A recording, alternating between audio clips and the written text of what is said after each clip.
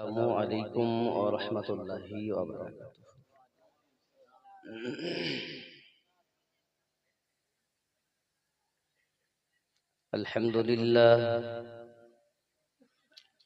الحمد لله نحمده ونستعينه ونستغفره ونؤمن به ونتوكل عليه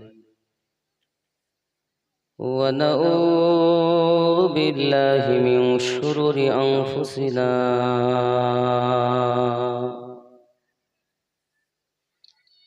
ومن سيئات أعمالنا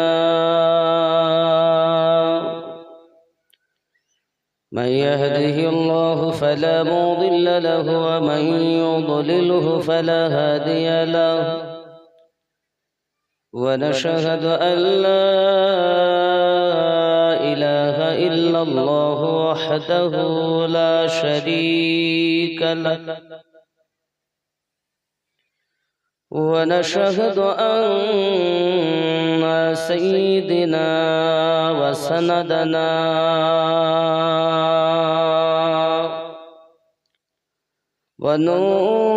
ونورنا ونور عيننا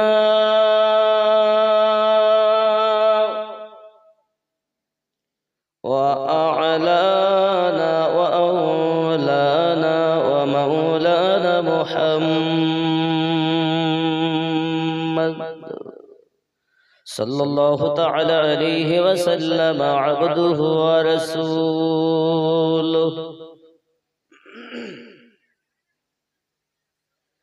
يا أيها النبي إنا أرسلناك شاهدا ومبشرا ونذيرا وداعيا إلى الله بإذنه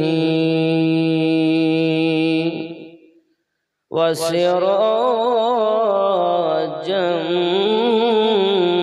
منيرا فقد قال الله تعالى في كلامه المجيد والفرقان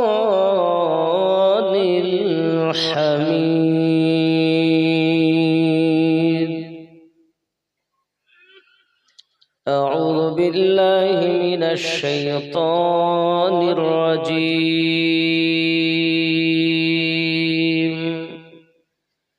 بسم الله الرحمن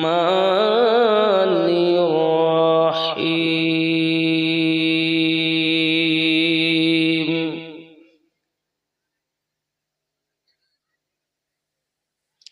من يهد الله فهو المهتدي ومن يضلل فلن تجد له وليا مرشدا وقال الله تعالى اهدنا الصراط المستقيم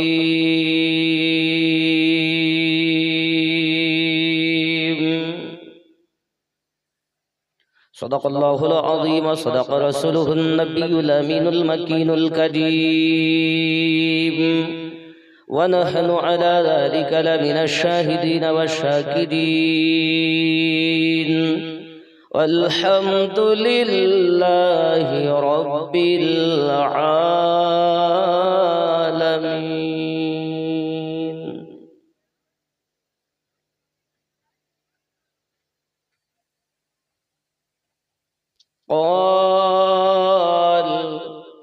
قال النبي صلى الله تعالى عليه وسلم بني الإسلام على خمس شهادة أن لا إله إلا الله وأن محمد رسول الله صلى الله عليه وسلم وإقام الصلاة وإيتاء الزكاة والحج وصوم رمضان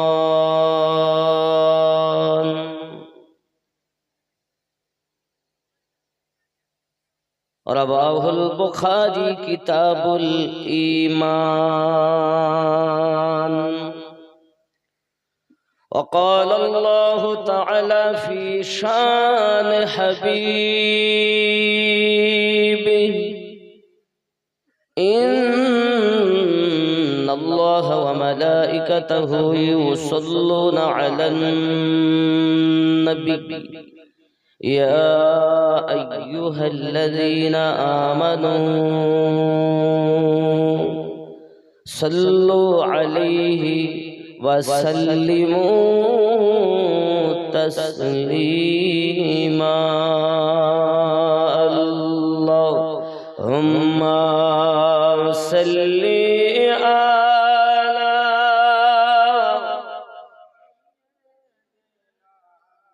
मौलाना मुहम्मद व अला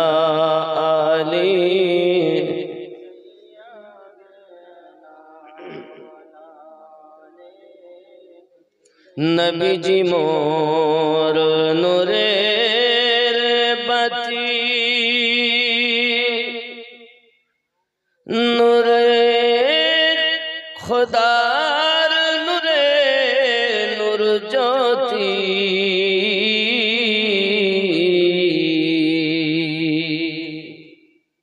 नबीजी मोर नूरेर बाती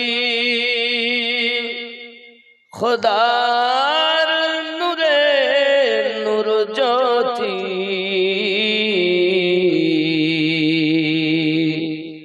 सजदाए पड़े कादेन दिबाराती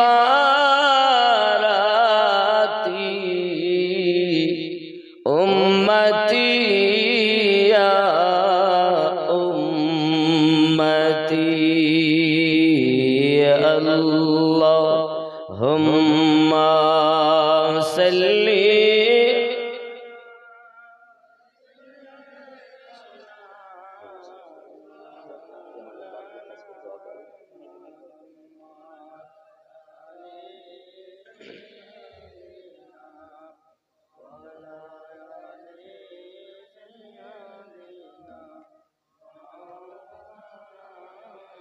खूब मोहब्बत हस्बी रब्बी जल्लल्लाह माफी क़ल्बी मोहब्बत हस्बी रब्बी जल्लल्लाह माफी क़ल्बी गैरुल्लाह नूर मुहम्मद सल्लल्लाहु ला इलाहा भक्ति भरे ला इलाहा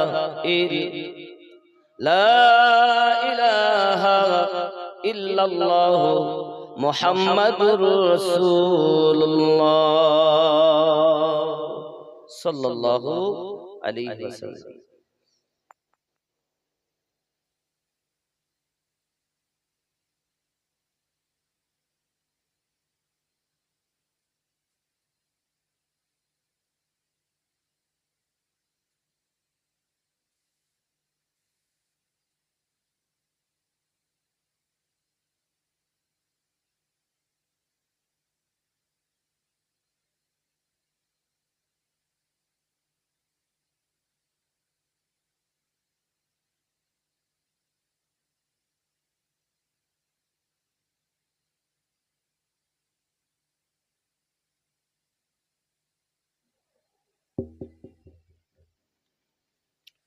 हजरत हुसैन शाह अल कादरी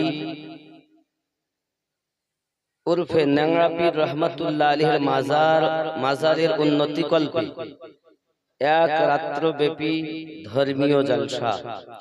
স্থান ন্যাংরা পীর মাজার প্রাঙ্গণ, পোস্ট দৌলতপুর, থানা বংশীহারি, দক্ষিণ দিনাজপুর।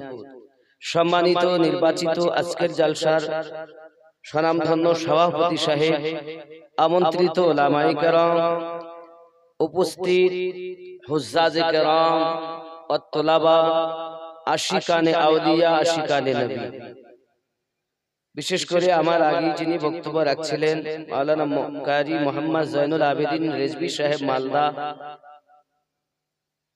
এছাড়া লিখিত অলিখিত উলামায়ে কেরাম, হুজ্জাজে কেরাম সকলকে আমার অন্তরের অন্তরস্থল থেকে ইসলামিক অভিনন্দন জানাই। আসসালামু আলাইকুম ওয়া রাহমাতুল্লাহি ওয়া বারাকাতুহু।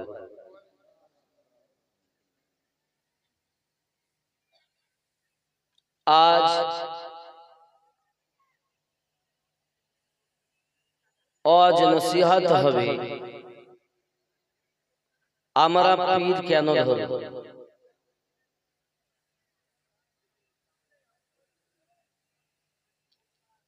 ইসলামে পীর ধরার গুরুত্ব কতটা, পাশাপাশি নবী নন্দিনী জান্নাতি নারীদের সরদারিনী আম্মা খাতুনে জান্নাত রাদিয়াল্লাহু তাআলা আনহা বিবাহ দাম্পত্য জীবন ও ইন্তেকাল,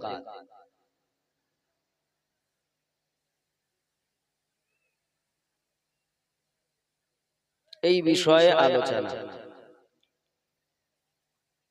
তো আমি আপনি হলাম মানুষ, আল্লাহ আমাদেরকে তার প্রিয় নবীর উম্মত করে জগতে প্রেরণ করেছেন। পাশাপাশি তার একজন প্রিয় বান্দার মাজার সংলগ্ন ওরস মোবারকায় চার চোখের মিলন ঘটিয়েছেন। উচ্চ রবে বলি আলহামদুলিল্লাহ। একটু জোরে। পরে পরে নবী ও কোন মাকা রাহমাতাল লিল আলামিন, রাহাতুল আশিকিন, আদিসুল গরিবিন, ওয়াদিসের সংবাদদাতা পয়গম্বর, উম্মতের গম খাওয়ার, মদিনার তাজদার, আহমদে মুখতার নবী মুহাম্মদুর রাসূলুল্লাহ সাল্লাল্লাহু আলাইহি ওয়াসাল্লামের উপরে লাখো কোটি দরুদ বৃষ্টির ন্যায় বর্ষিত হোক। সবাই বলি আল্লাহুম্মা আমিন। আদম পয়গম্বর থেকে আজ পর্যন্ত যত নবী এসেছেন তার মধ্যে সর্বপ্রথম ও সর্বশেষ নবী আমাদের নবী। কিয়ামত অবধি যে যুগ চলবে এটি হলো আমাদের নবীর যুগ।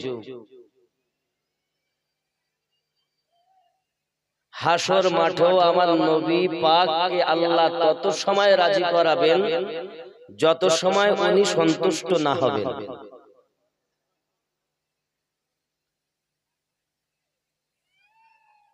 মিজানে পুলসিরাতে, কবরে, হাসরে সব জায়গাতে যে নবী ছাড়া কোনো গতি নাই। এখন ওই নবী পাকের শানে নাত শরীফের দুই একটি কলি বলি, বক্তব্য আগে বাড়াবো ইনশাআল্লাহ। কিন্তু আমার অনুরোধ, আমার সঙ্গে আপনাদেরকে একটু বলতে হবে। পারবেন না বলতে? না কসম করে এসেছেন? বাড়ি থেকে কিরে করে এসেছেন কথা বলবো না? ওরস কমিটি তো আপনাদের সুন্দর করে খাইয়ে দিয়েছে। অনেকে খেয়ে বাড়ি চলে গেছেন, আবার অনেকেই আছেন, কেউ বা বাড়ি গিয়েছেন আবার যাও। এই ঠান্ডার রাত একবার যদি বিছানায় ঢোকে তো আর বার হতে চায়। মুয়াজ্জিন বলছে হাইয়া আলাস সালাহ, আরে বিছানায় শুই বলছে তোরাই মসজিদ চালা, জ্বালাস না ভোরবেলা। আল্লাহর ওলির মাজারের নিকটে হয়েছে মসজিদ, খুব আনন্দের খবর। পাশাপাশি এখন দরকার একটি মাদ্রাসা। আপনারা কি বলেন? প্রয়োজন আছে না? আছে না? অনেকের ধারণা পীরেরা নামাজ পড়ে না। আরে নামাজ ছাড়া কেউ পীর হতে পারে না। এতদিন ছিল না মসজিদ, আলহামদুলিল্লাহ মসজিদ হয়েছে। আশা রাখি ওরস কমিটি, জালসা কমিটি যারা আছে প্রত্যেকেই নামাজি হবেন। ওনারা নামাজি বটে, তবে হিসাব কি জানেন? কেউ বছরে 2 বার পড়ে ঈদ আর বকরা ঈদ, কেউ রমজান মাসের 1 মাস, আর কেউ সপ্তাহে 1 দিন, আবার কেউ দৈনন্দিন 5 বার তাহাজ্জুদ গুজার, আবাবিল ইশরাক গুজার। নামাজি সবাই, তবে হিসাব এইরকম। তবে যারা সপ্তাহে একদিন যায় তারা আশা রাখি 2-1 ওয়াক্ত করে আস্তে আস্তে 5 ওয়াক্ত নামাজি হবে ইনশাআল্লাহ, নাকি বলেন? জন্ম আমার নবীর যুগে হলে কেমন হতো, জন্ম আমার নবীর যুগে হলে কেমন হতো, দুই নয়নে রসূল পাক দেখিলে কেমন হতো, জন্ম আমার নবীর যুগে হলে।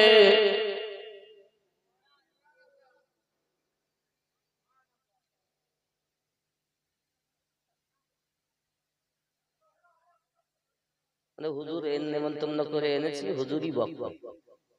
হলে কেমন হতো এই শব্দটা একসঙ্গে বলা যাবে না, দেখিলে কেমন হতো আর হলে কেমন হতো। জন্ম আমার নবীর যুগে হলে কেমন, দুই নয়নে রসূল পাক দেখিলে কেমন, জন্ম আমার নবীর যুগে হলে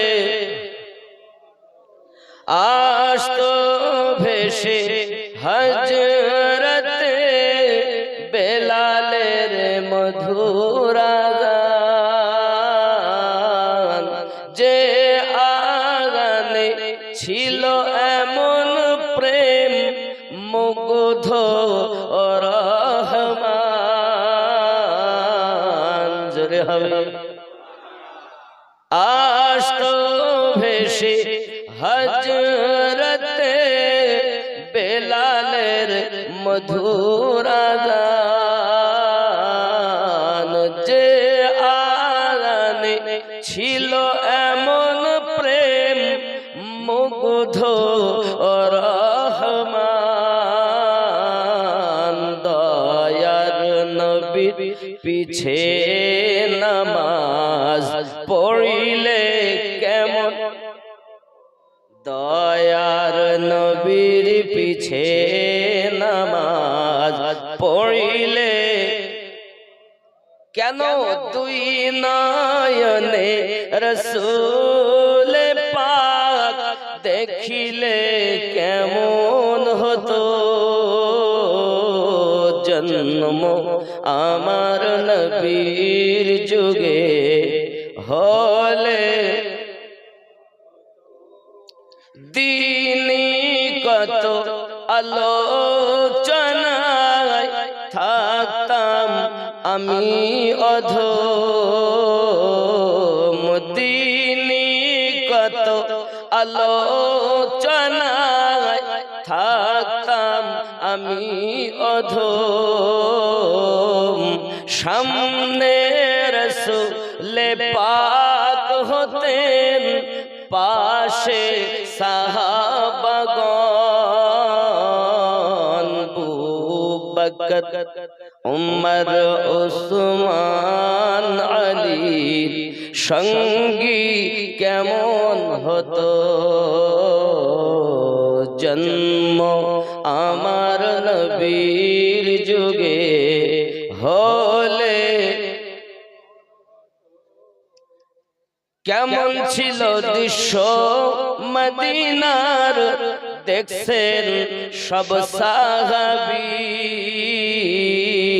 খেলছে নাতি হাসান হুসাইন পাশে দয়াল নবী,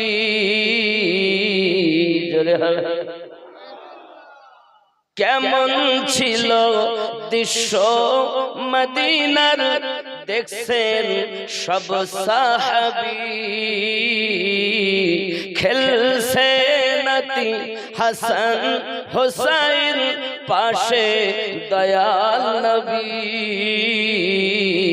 নবী ডাকছেন নাতি হাসান শুনিলে কেমন হতো জন্ম আমার নবীর যুগে হলে দুই নয়নে রসূল পাক দেখিলে কেমন হতো জন্ম আমার নবীর যুগে হলে। এখানে যে নবীর যুগ বলা হচ্ছে এটি নবী পাকের 63 বছর জাহিরি জিন্দেগির যুগটাকে উল্লেখ করা হয়েছে। যুগ নবীর চলছে, কিয়ামত অবধি চলবে, কিন্তু এখানে ওই জিন্দেগির কথা উল্লেখ করা হচ্ছে। এই জন্য বলা হচ্ছে জন্ম আমার নবীর যুগে। যাই হোক বাবা, আমি আপনি গুনাহগার। মসজিদে আজান হয়েছে, আল্লাহর ধ্বনি, তখন নিজে জলদি করে আসলাম, এসে উযু বানালাম, বানিয়ে মসজিদে এসে দাঁড়িয়েছি, নিয়ত করে তাহরিমা বেঁধে দাঁড়িয়েছি। কি বলি? আলহামদুলিল্লাহি রাব্বিল আলামিন। সমস্ত প্রশংসা আল্লাহ তোমারই জন্য, যিনি তো জাহানের পালন কর্তা। আল্লাহ বলেন, বান্দা এক্ষুনি তুই গুনাহ করলি, এক্ষুনি ওজনে কম দিলি, এখনই মিথ্যা বললি, এখনই পরের জমির আল ঠেলে চাষ করে মসজিদে এলি, আমাকে দোজাহানের পালন কর্তা তুই বিশ্বাস করিস? আয় আমার বান্দা বান্দি, বল আরো কি আমার প্রতি তোর ধারণা? আমরা তখন বলি আর রহমানির রহিম, আপনি রহমান, আপনি দয়ালু। আয় আল্লাহ আমি গুনাহগার, আপনি মেহেরবান। আল্লাহ বলেন, বান্দা আর কি আমার প্রতি কোনো তোর বিশ্বাস? আমরা তখন বলি, হ্যাঁ আল্লাহ আমাদের আরো বিশ্বাস। কি বিশ্বাস? কি বলি আমরা?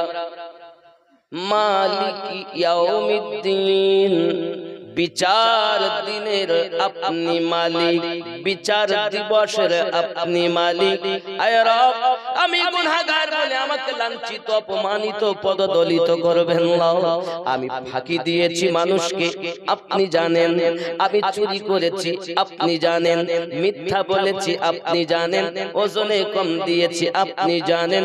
পৃথিবীর মানুষকে লুকাতে পেরেছি, আল্লাহ তোমার কাছে লুকাতে পারিনি।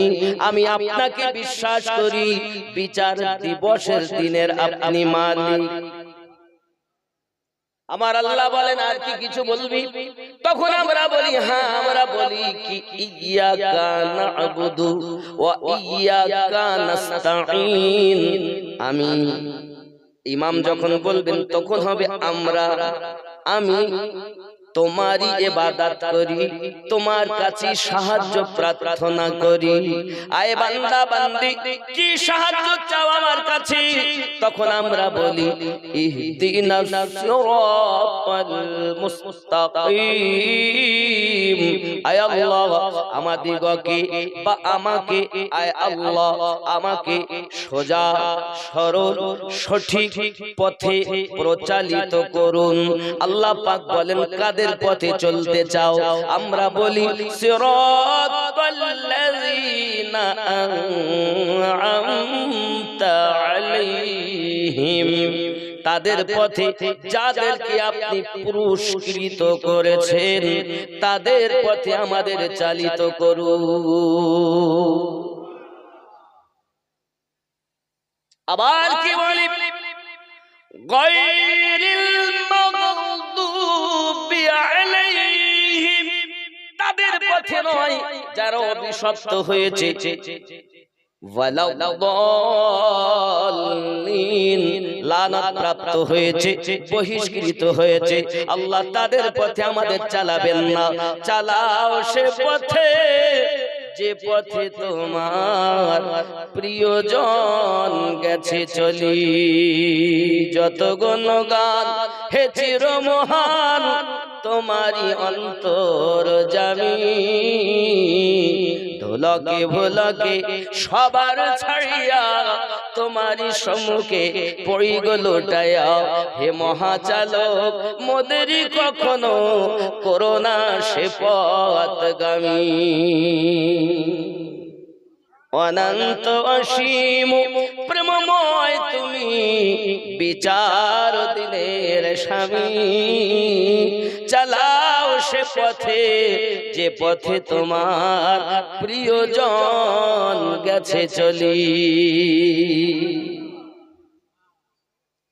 বলি না আমরা। এখন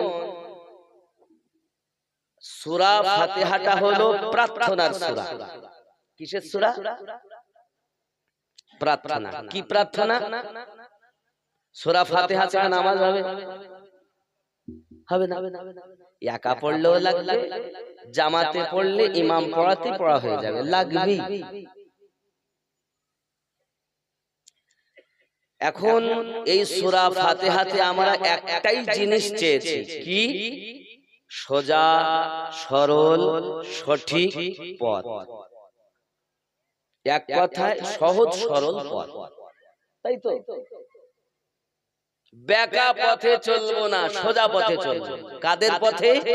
সিরাতাল্লাযীনা আন'আমতা আলাইহিম, তাদের পথে যাদেরকে আপনি পুরস্কৃত করেছেন।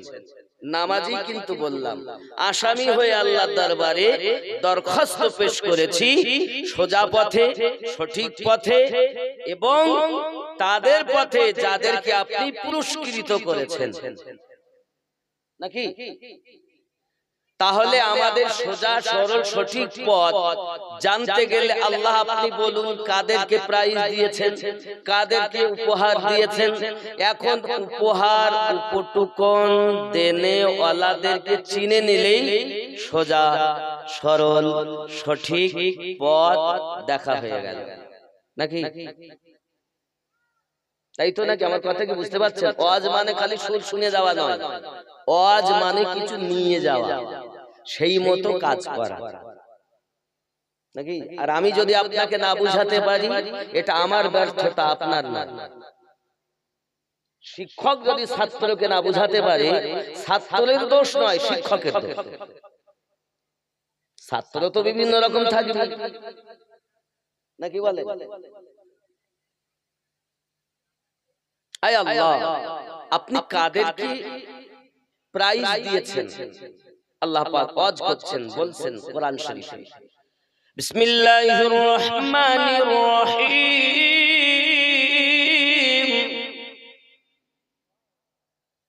আন'আমাল্লাহু আলাইহিম মিনান নাবিয়্যিন ওয়াস-সিদ্দীকিন ওয়াশ-শুহাদা'i ওয়াস-সালিহিন।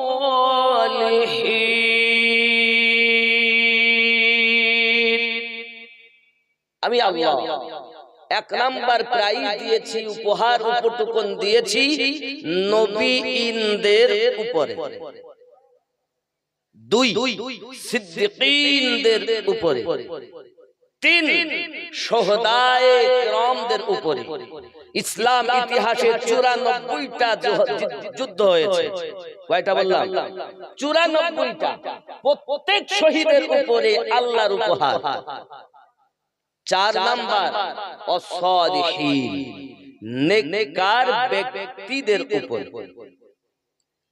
তাহলে বোঝা গেল সোজা সরল সঠিক পথ নবীদের পথ, সিদ্দিকীনদের পথ, শুহাদাদের পথ, নেককার ব্যক্তিদের পথ। নামাজি বলেছি সিরাতাল্লাযীনা আন'আমতা আলাইহিম। আর নামাজ থেকে বাইরে এসে আজমিরি কেন যাবি, পাঞ্জাবে কেন যাবি, আলা হযরতের দরবারে কেন যাবি? ও জালালউদ্দিন আশরাফি হুজুরের দরবারে কেন যাবি বল, কি আছে ওখানে? কালিমি হুজুরের দরবারে কেন যাবি? নাইমি হুজুরের দরবারে কেন যাবি? ও রেজভি হুজুরের দরবারে কেন যাবি? কোথাও যাওয়ার দরকার নেই, শুধু আল্লাহ আল্লাহ কর। আরে নামাজে বললি সিরাতাল্লাযিনা আনআমতা আলাইহিম, আর বাইরে এসে গিরগিটির মতো রং পাল্টালি। কথা বুঝতে পারছেন? নামাজে বলতেছে সোজা সরল সঠিক পথ, আর বাইরে এসেই বলতেছে চলা চলা। ও কি করতে যাবি? নাঙ্গা পীরের দরবারে কেন যাবি? ওখানে যাওয়া শিরক, ওখানে যাওয়া বেদাত, যাস না। আবার নামাজে বলো ঠিক মতো বলে ৭৩টি দল, প্রত্যেক দল নামাজ আদায় করে না, করে না? একটি দল জান্নাতে যাবে, বাকি ৭২টি জাহান্নামে যাবে। কেন?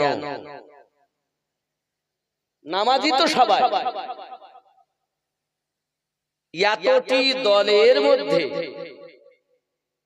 নামাজে বলে যাহা, বাস্তবে সেই মতো চলে যারা, তারাই হলো জান্নাতি দল। তারা কারা? আহলুস সুন্নাত ওয়াল জামাআহ। জোরে বলি। ইহা ছাড়া যত দল আছে সমস্ত দল বাতিল। কথা বোঝা গেল? আমার কথা বিরনে ঢুকলো? এখন যদি কেউ বলে পীরের দরবারে যাওয়া যাবে না, আপনি তাকে ডকুমেন্টস দিতে পারবেন। সেটা কি? সূরা ফাতিহা।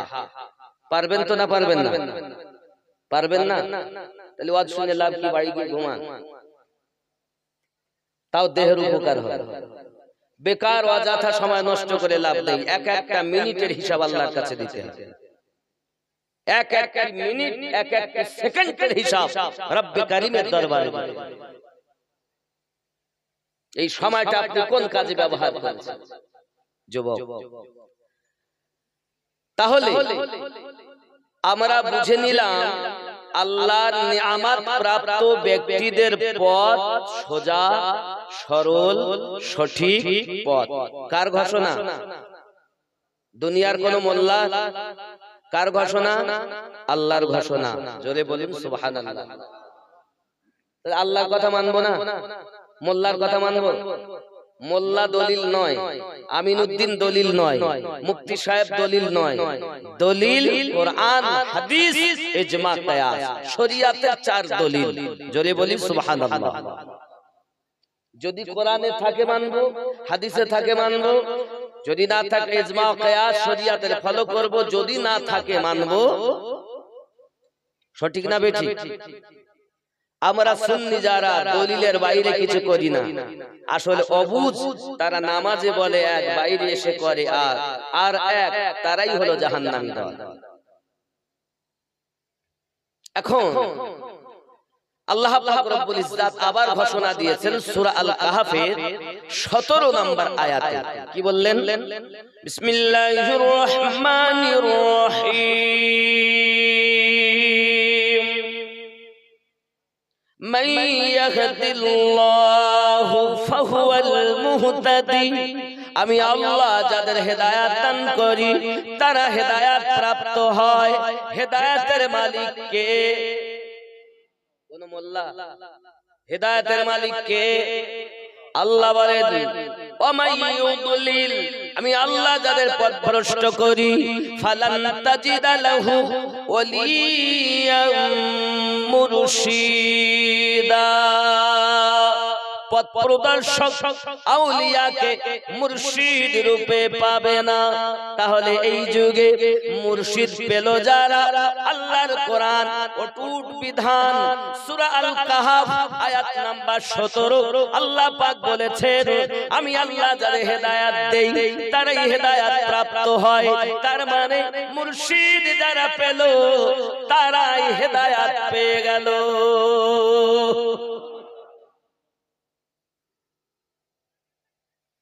অমুসলিম যারা, তারা গলায় মালা দিয়ে থাকে। আমি বলছি হাগো দাদা, মালা কেন? তাতে হুজুর আমি গুরু ধরেছি। হ্যাঁ বাবা, গুরু ধরতে হবে কেন? গুরু মহাহিতে, গুরু মহামিতে, গুরু পারে দিতে পরমে, গুরু মহাশয় জানে সবিষয়, কহে না কভু শরমে। গুরু মহাহিতে, গুরু মহামিতে, গুরু পারে দিতে পরমে। গুরু কি দেয়, গুরু কি মিতে, তার মানে গুরুই সব। গুরু না ধরলে কিছু হবে না। তারা বলে গুরু ধরো, আমরা বলি পীর ধরো। তারা বলে দীক্ষা লাও, আমরা বলি মুরিদ হও। কথা বুঝতেছেন না বুঝতেছেন? কারণ আমার প্রথম নাম্বারই বক্তব্য পীর কেন ধরবো। কথা বুঝতে পারছেন না পারছেন না? আব্বাজি আমার সোনা মানিকেরা, রব্বে কারীম বলে আমি আল্লাহ যাদের হেদায়েত দান করি তারা হেদায়েত প্রাপ্ত হয়, আমি আল্লাহ যাদের পথভ্রষ্ট করি তারা পথ প্রদর্শক আউলিয়াকে মুর্শিদ রূপে পাবে না। তাহলে হেদায়েতের উপরে যারা মুর্শিদ পাবে তারা, আল্লাহ যাদেরকে হেদায়েত দিয়েছেন মুর্শিদ তারা পেয়ে গিয়েছেন। আব্বাজি আমার ইসলামে অটুট বিধান, আল্লাহর কোরআন বলে মুর্শিদ লাগবে। এটা আমিনুদ্দিনের কথা? কার কথা? আল্লাহ। আল্লাহর কথা মানা যাবে না? এরা বলছে পীর লাগবে না, কিন্তু নামাজে আপনি বলেছেন সিরাতাল্লাযীনা আন'আমতা আলাইহিম। নামাজে বলবেন যাহা, বাস্তবে পালন করবেন তাহা। আব্বা আমার অনেকে বলবে পীরের কাছে যাওয়া লাগবে না, তারা একটা আয়াত আপনাদের কাছে উত্থাপন করবে, সেটি হলো 7 নাম্বার সূরা, সূরাটির নাম সূরা আল আরাফ, আয়াত নাম্বার 3। পীর আবার দুই রকম, আউলিয়া আবার দুই রকম। বাবা আমার 1 নাম্বার খাঁটি আউলিয়া, আর 2 নাম্বার হলো ডুপ্লিকেট আউলিয়া। আমার কথা দলিল ভিত্তিক, বুঝতে পারছেন না পারছেন না? ব্রেনে ঢুকছে? খুব ভালো করে শোনেন। আম্মা জান ফাতেমা রাদিয়াল্লাহু তাআলার কথা বলবো, তখন জীবনী শুনবেন। এখন একটু দলিল শুনেন, বলবো নাকি? বেলায়াতে মুর্শিদ হইয়া আসিলেন দিনের নবী, মুর্শিদকে না পাইলে কি আর রাসূল পাবি। রাসূল জন্ম নিল মক্কা, গেলে তার যাই না দেখা, কি দেখতে যাবি রে মন, কি দেখতে যাবি। রাসূল জন্ম নিল মক্কা, গেলে তার যাই না দেখা, কি দেখতে যাবি রে মন, কি দেখতে যাবি। মদিনায় তার রওজা আছে, গেলে তার যাই না দেখা, কি দেখতে যাবি রে মন, কি দেখতে যাবি।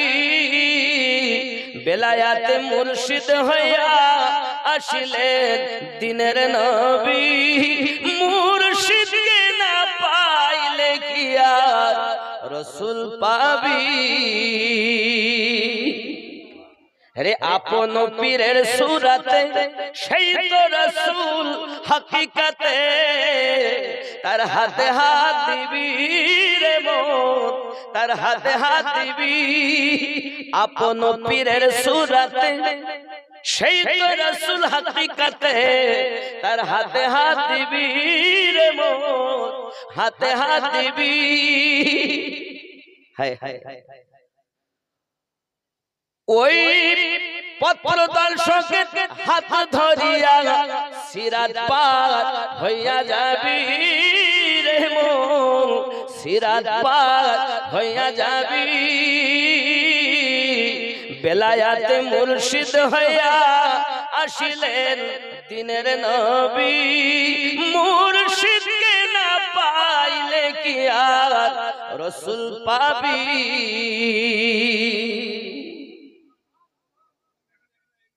ইসরাইল শাহ কয়ে হাসান যে নবী সামনে বর্তমান তার তালিম নিবি। ইসরাইল শাহ কয়ে হাসান যে মুর্শিদ সামনে বর্তমান তার তালিম নিবি রে মন, তার তালিম নিবি। বেলায়াতে মুর্শিদ হইয়া আসিলেন দিনের নবী। জোরে বলি। এই ওয়াজ বুঝতে গেলে মাল দরকার, মালবিহীনে বক্তব্য বোঝা যাবে না। কারণ শিশু ছেলে যারা মুরিদি হয়নি তারা এই পথে এই বক্তব্যের মাঝে শিশু, ছোট ছেলে মায়ের কোলে দুধ খায়। আচ্ছা, কোন ব্যক্তি বেদানা কিনে এনে টিপে টিপে রস করে নিয়ে গেছে, দুধও পানি মতো এই রসও পানি মতো, ছেলে বাচ্চাকে খাওয়াও। আচ্ছা, ওই ডালিমের রস ওই বেদানার রস বাচ্চার জন্য ভালো না খারাপ? কথা বলে। ও বাচ্চার জন্য বিষ, কারণ হজম শক্তি নাই যে ওটাকে অত প্রোটিন হিসাব হজম করবে। ওর দরকার মায়ের দুধ, ও মায়ের দুধ খাবে। বেদানা খাওয়ার সময় হয়নি ও। যখন সে বালেগ হবে, যখন সে সাবালক সাবালিকা হবে, তখন আঙ্গুর খাবে, বেদানা খাবে, আপেল খাবে, কুত্তা খাবে, গোশতের কাবাব করে খাবে, টিকিয়া খাবে, সব খাবে। যতদিন নাবালক সব খাবার তাকে দিও না, বদহজম হবে। যে ব্যক্তি এই মুরিদ ও পীরের মাঝে যতদিন নিজেকে বিলীন না করতে পেরেছে, আমার ওয়াজ তার কাছে বিষাক্ত, তিতো, সে বুঝবে না। বুঝতে গেলে মাল দরকার। এখন আমাদের ভিতরে রোগ, রোগ কয়টি? আমাদের দেহে একটা রাজধানী আছে। আচ্ছা, আমরা পশ্চিম বাংলার লোক তো না বিহারি? আমরা পশ্চিম বাংলা। তা পশ্চিম বাংলার রাজধানী কোথায়? কলকাতা। ভারতবর্ষের রাজধানী দিল্লি। আমাদের এই দেহ রাজ্যের রাজধানী হৃৎপিণ্ড, কল। কি কল? মন ভালো যার সব ভালো তার। এই ওরস কমিটির নিয়ত যদি খারাপ থাকে, যে টাকা হবে নিয়ে গিয়ে আমরা এই করবো, তাই করবো, এই করবো, কোনো লাভ নাই, খালি দেওয়াই সার। আর এদের নিয়ত যদি ভালো থাকে, আল্লাহ এই ওরস থেকে যদি দুইজন নামাজি হয়, তাহলে আমাদের ওরস তোমার দরবারে কবুল হবে। নিয়ত যদি ভালো থাকে তাহলে ফল ভালো হবে। অথবা তারা যদি মনে করে এই ওরস থেকে আমি আর গুনাহ করব না, মিথ্যা বলবো না, এই ওরস থেকে আমি তওবা করছি, দাড়ি ছেড়ে দেব, নিয়ত যদি ভালো হয় ফল ভালো। ঠিক কিনা বলে? আর নিয়তে যদি গন্ডগোল হয় তো সব গন্ডগোল। আপনি হয়তো মনে মনে বলবেন আমিনুদ্দিন বুকে বসে চোখে ঠোক মারছে, কিছু করার নেই আব্বা। বক্তব্যই এমন, এ পথে আসতে গেলে লাগবেই। সর্বপ্রথম আমাকে আপনাকে কাম, ক্রোধ, লোভ, মোহ, মাৎসর্যকে বিলীন করতে হবে। এখনো চোখ ঠিক হলো না, হুজুর বড় হুজুর হয়ে গেছে। এখনো পরের দুটি ছেলের সঙ্গে গল্প করতে কম করে না, এখনো শুধু বলছে ম্যাও আও, বসো গল্প করে যাও, তুমি আমাদের সরকারি ভাবি কার ভয় পাও। ও নাকি বড় হুজুর, চিটিংবাজ। ওকে মারতে বেগালে থাপ্পড়, ওর কাছে বায়াত হলে জাহান্নামে তো যাবেন, জান্নাত পাবেন না। জান্নাত পাবেন না, নবী পাবেন না। বন্ধু আমার, পৃথিবীর জমিনে আমাদের প্রয়োজন তবে কি? আমাদের কলবের রোগ হলো 14টি। কয়টা রোগ? আব্বা আমার, পৃথিবীর জমিনে খেয়াল করুন, এই 14টি রোগ আপনাদের কাছে বলবো, এরপরে ওয়াজ নসিহত আগে নিয়ে যাব। আব্বা আমার, এই রোগগুলো থেকে আমাদেরকে মুক্তি হতে হবে। আগে এই রোগগুলো যাদের কাছে ঔষধ পাওয়া যাবে তাদের কাছে মুরিদ হতে হবে, তাহলে লাভ। যার কাছে বায়াত হয় না, তুমি শয়তানকে পাবে কিন্তু নবী পাবে না। আব্বা আমার 1 নম্বরের রোগ কলবে মারিদ অর্থাৎ রুগ্ন অন্তর। সূরা তওবা আয়াত নাম্বার 125। 2 নম্বর রোগ কলবে মাফতুব অর্থাৎ মোহর মারা অন্তর। সূরা আল বাকারা আয়াত নাম্বার 7। 3 নম্বর কলবে গাফিল অর্থাৎ গাফিল অন্তর। সূরা আল আরাফ আয়াত নাম্বার 179। 4 নম্বর কলবে সালিম অর্থাৎ পরিশুদ্ধ অন্তর। সূরা শুরা আয়াত নাম্বার 88। 5 নম্বর কলবে মুতমাইন্না অর্থাৎ শান্তিপূর্ণ অন্তর। সূরা ফজর আয়াত নাম্বার 27। 6 নম্বর কলবে মুনির অর্থাৎ বিনতি অন্তর। সূরা কাহাফ আয়াত নাম্বার 33 ও 34। 7 নম্বর কলবে যায়েক অর্থাৎ বক্র অন্তর। সূরা আল ইমরান আয়াত নাম্বার 8। 8 নম্বর কলবে আমা অর্থাৎ অন্ধ অন্তর। সূরা হজ আয়াত নাম্বার 46। 9 নম্বর কলবে খাস অর্থাৎ বিনয়ী অন্তর। সূরা হজ আয়াত নাম্বার 54। 10 নম্বর কলবে কাসি অর্থাৎ কঠিন অন্তর। সূরা আনআম আয়াত নাম্বার 43। 11 নম্বর কলবে মুকাফফাল অর্থাৎ তালা লাগানো অন্তর।